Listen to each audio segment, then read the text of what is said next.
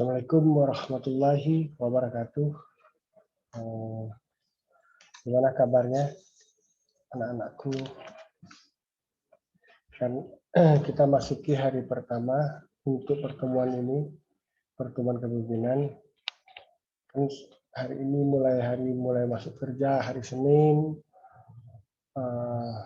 mungkin dalam keadaan sehat walafiat. Walaupun kita posisi saat sekarang ini kita kuliah online, tidak tatap muka secara langsung. Semoga anak-anakku selalu dalam lindungan yang maha besar Allah Subhanahu wa Ta'ala. Baiklah, kita memulai. Kebetulan Bapak dapat teori tentang kepemimpinan dan fungsi-fungsi kepemimpinan dalam pelayanan kesehatan. Jadi ada 4 kali pertemuan teori dan definisi tentang kepemimpinan. Pendahuluan, di lingkungan masyarakat dalam suatu organisasi formal maupun informal, ada seorang yang dianggap lebih dari yang lain, seorang yang dianggap yang memiliki kemampuan lebih, kemudian dia diangkat atau ditunjuk sebagai orang dipercaya mengatur orang lain. Biasanya orang seperti itu disebut pemimpin ataupun manajer. Definisi kepemimpinan secara luas meliputi proses mempengaruhi dan dalam menentukan tujuan organisasi, memotivasi perilaku pengikut untuk mencapai tujuan, mempengaruhi untuk memperbaiki kelompok dan budayanya. Selain itu juga mempengaruhi interpretasi mengenai peristiwa-peristiwa para pengikutnya. Dalam suatu organisasi, untuk mencapai sasaran, memelihara hubungan kerjasama dan kerja kelompok, ataupun perolehan dukungan dan kerjasama orang-orang di luar kelompok ataupun organisasi. Kepemimpinan yaitu mengarah atau mempengaruhi aktivitas-aktivitas yang hubungannya dengan pekerja para anggota kelompoknya. Ada 3 implikasi dalam suatu kepemimpinan penting, dan dalam ini terkandung hal-hal yang sangat diperlukan seorang pemimpin. Satu, kepemimpinan itu melibatkan orang banyak. 2, kepemimpinan itu melibatkan pendistribusian kekuasaan antara pemimpin dan anggota kelompoknya harus secara seimbang, karena anggota kelompok bukanlah tanpa daya. Yang ketiganya, adanya kemampuan untuk menggunakan bentuk kekuasaan yang berbeda untuk mempengaruhi tingkah laku pengikut melalui berbagai cara. Itulah seorang pemimpin.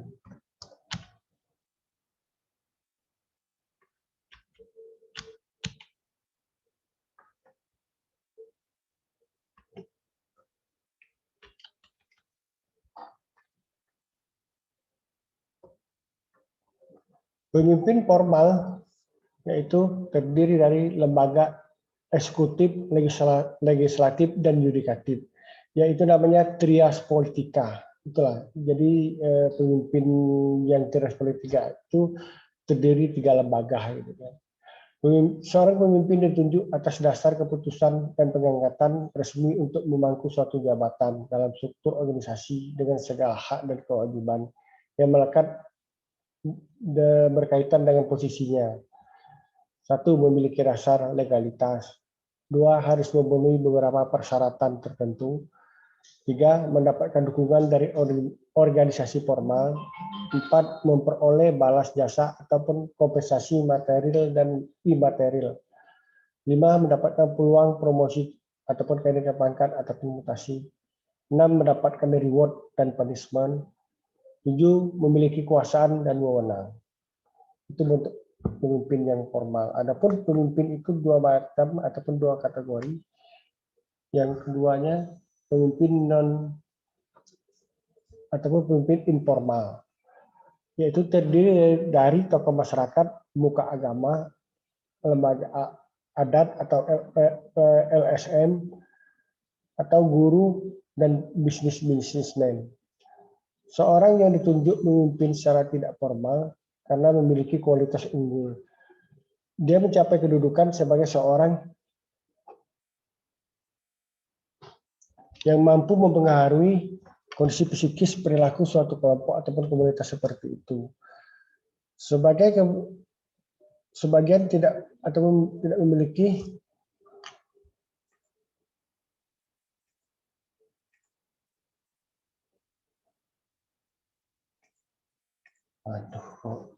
minta update dulu.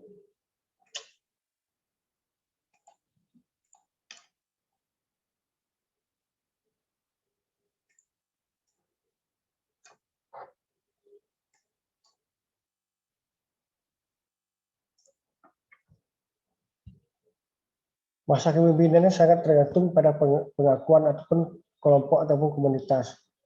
Tidak di-backup dari suatu organisasi secara formal. 4. Tidak mendapatkan imbalan ataupun kompensasi.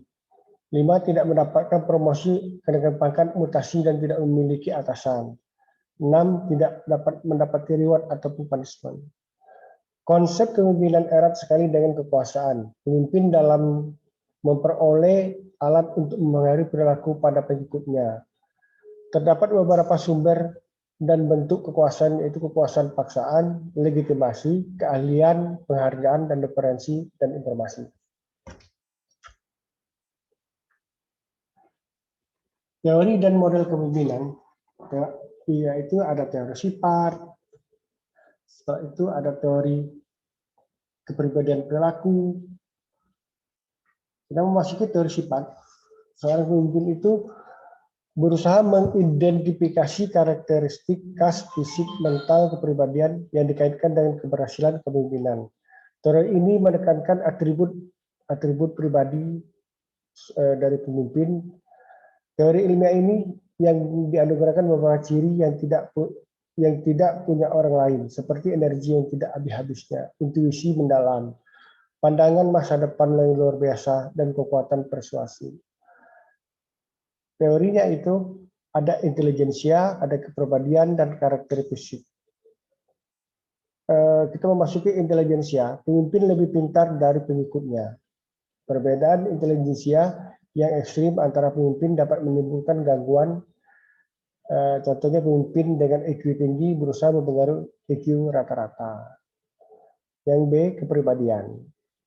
Contohnya sifat kepribadian seperti kesiangan, keaslian, integritas, pribadi, dan percaya diri. Yang ke C-nya itu karakteristik fisik. Contoh hubungan karakter fisik seperti usia, tinggi badan, terus berat badan, dan penampilan yang memberikan hasil yang bertolak belakang. Teori kepribadian perilaku seorang dapat menentukan keefektifan kepemimpinannya seseorang dan mereka menemukan sifat mereka memiliki pengaruh prestasi dan kepuasan pengikutnya. Ini ada di studi dari Universitas Michigan dan lagi yang B-nya studi dari Universitas Ohio di Amerika Serikat. Pemimpin yang dari Michigan, pemimpin yang job centered atau pengawasan ketat ke bawah. Kedua, pemimpin yang berpusat pada bawahan mendelegasikan pengambilan keputusan pada bawahan dan membantu pengikutnya dalam memuaskan kebutuhan dengan cara menciptakan lingkungan kerja yang sportif. Dari Universitas Ohio mengisolasikan dua faktor kepemimpinan, yaitu membentuk struktur dan konsiderasi.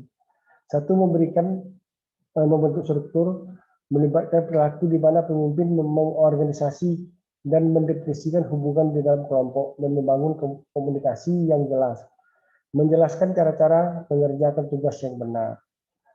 Dua, konsiderasi melibatkan perilaku menunjukkan persahabatan, saling percaya, menghargai, kehangatan, komunikasi pemimpin dan pengikutnya. Kita memasuki teori ketiga, kepemimpinan situasional, yaitu cara suatu pendekatan terhadap kepemimpinan yang menyatakan bahwa pemimpin memahami perilaku, sifat bawahannya, situasi sebelum menggunakan suatu gaya kepemimpinan itu. Pendekatan ini mensyaratkan pemimpin untuk memiliki keterampilan diagnostik dan perilaku manusia. 4. Pendekatan terbaru dalam kepemimpinan dalam menyajikan 3 pendekatan lebih baru terhadap persoalan. suatu teori atribut kepemimpinan karismatik, kepemimpinan transisional, dan lawan transformasional. Teori atribut kepemimpinan. Teori ini mengemukakan bahwa kepemimpinan semata-mata suatu atribusi yang dibuat orang mengenai individu yang lain. B. Teori kepemimpinan karismatik, suatu perpanjangan dari teori atribut atribusi. Teori ini mengemukakan bahwa para pengikutnya membuat atribusi ataupun penghubung dari kemampuan kepemimpinan yang heroik atau luar biasa. Mereka mengamati perilaku tertentu, mengidentifikasi perilaku yang membedakan kepemimpinan karismatik dan non-karismatik. C. Kepemimpinan transaksional dan transformasional. Pemimpin transaksional, pemimpin yang memadukan atau memotivasikan pengikut mereka dalam arah tujuan yang ditegakkan dalam memperjelaskan peran dan tuntutan tugas. 2. Pemimpin transformasional, pemimpin yang memberikan pertimbangan dan rangsangan individual yang memiliki karisma.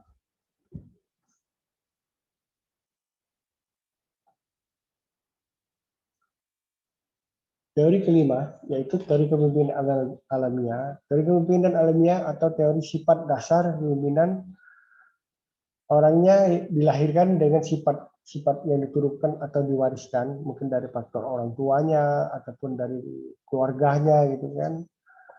2. Beberapa sifat yang diwarisi ada yang secara kebetulan sangat cocok untuk menjadi pemimpin. 3. Orang-orang yang berhasil menjadi pemimpin yang baik dan efektif memiliki jumlah dan kombinasi warisan sifat-sifat kepemimpinan yang secara alamiah dan baik. Itulah teori-teori dari Bapak. Nanti kita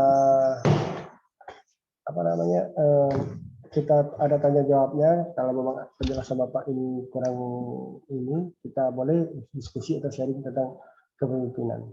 Saya ucapkan banyak terima kasih atas perhatiannya. Nanti habis ini sesinya tentang tanya jawab. Saya akhiri. Assalamualaikum warahmatullahi wabarakatuh.